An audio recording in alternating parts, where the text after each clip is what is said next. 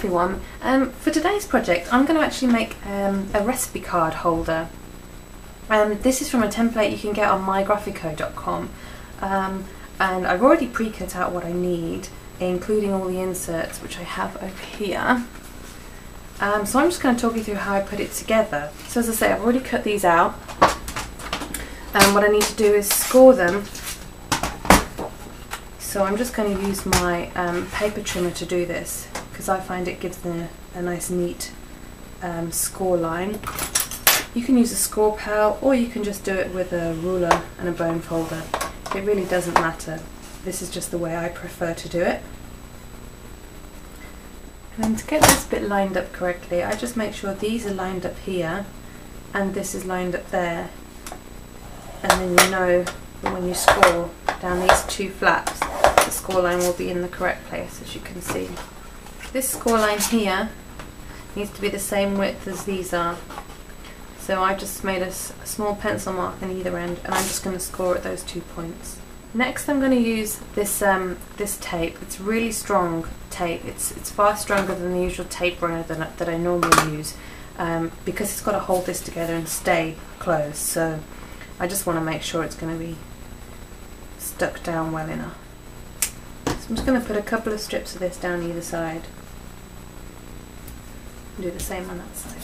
Okay, now because I've used plain cardstock to do my recipe card holder, what I'm going to actually do is stamp the inside of it, just to give it liven it up a little bit. Okay, so I'm going to use my Distress Inks in peeled paint.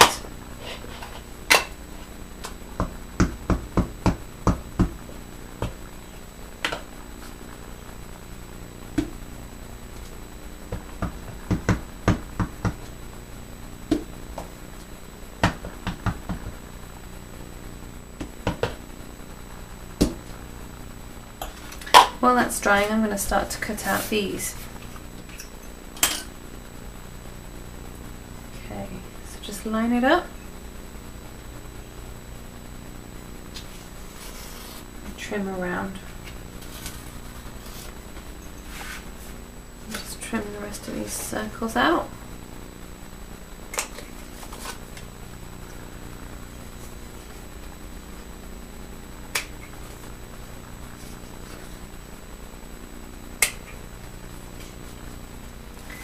These are going to go just on here like that, but to liven them up I'm just going to put a scalloped punch around them. So for that I need my Cuttlebug. Okay, for this I'm going to be using nestabilities, and to use nestabilities in the Cuttlebug you first need your A plate, then your B plate. You can see mine is really overused. And then I put the nestability cutting side down, so the top bit's completely smooth. So you're cutting into your B plate, and then to finish the sandwich you need your C plate on top, and then just run that through. Now these nestabilities also do some embossing as well. So to do this your sandwich will need to be your A plate, your B plate, then put your die cut shape upside down, and then use your rubber mat and put that over die cut, and then follow it up with your remaining B plate. So this one, run it through, and this will give you, I don't know if you can see it on camera, but that slightly embossed edge. I'm just going to sponge the edges of these. Sticking these together, I'm going to use some double-sided sticky tape instead of my usual glue roller, because basically I need this to have staying power. The roller pen is great for cards because they're, you know, people aren't necessarily going to keep those forever, but for this project this needs to have staying power because hopefully it's going to be used for years to come.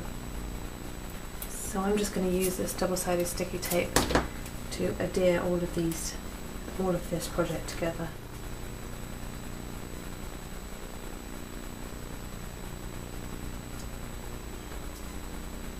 So we can stick them down to here now. And again, I'm going to use this double-sided sticky tape.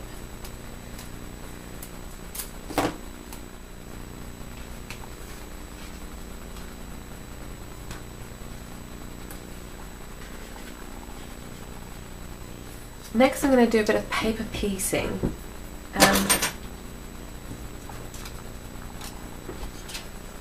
So my heart is going to be in red.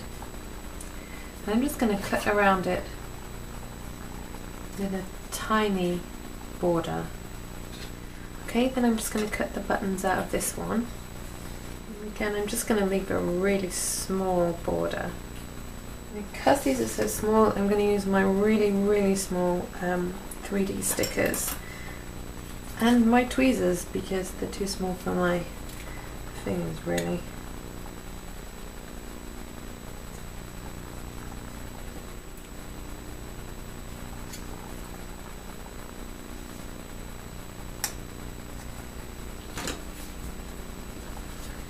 Okay, and that's just going to go on there like that.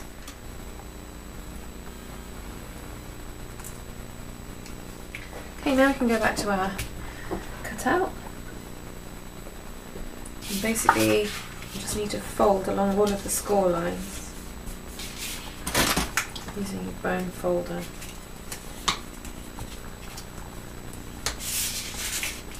And then we can assemble it. So just remove this super sticky tape.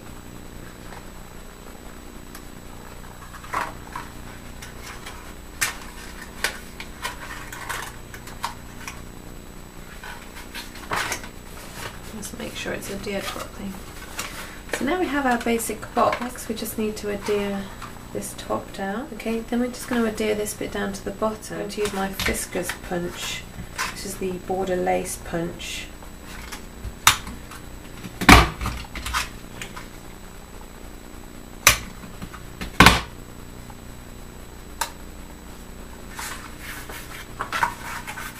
Okay, so now we can put it all together.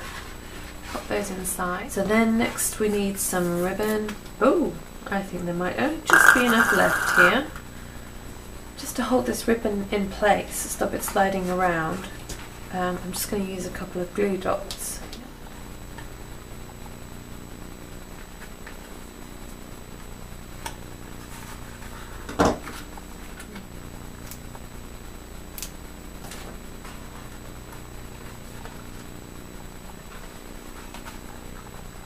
Then we need to adhere this down. And this is going to be the fastener for the whole thing. So I want it to be adhered only in this bottom half, which is touching here. And the other top half will be the fastener. So it'll look like that. So to do that, we use some 3D stickers. I'm going to use quite a few because it does have to hold it.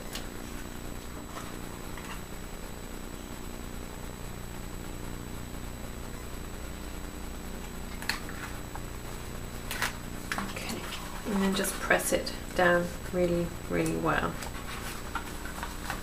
And then you can just slip that under there to close it. And that's the finished project. This project marks 1 year in video blogging for me, so to celebrate I want to give this project away to one lucky winner, and also the set of digital files I used to create the project to another winner.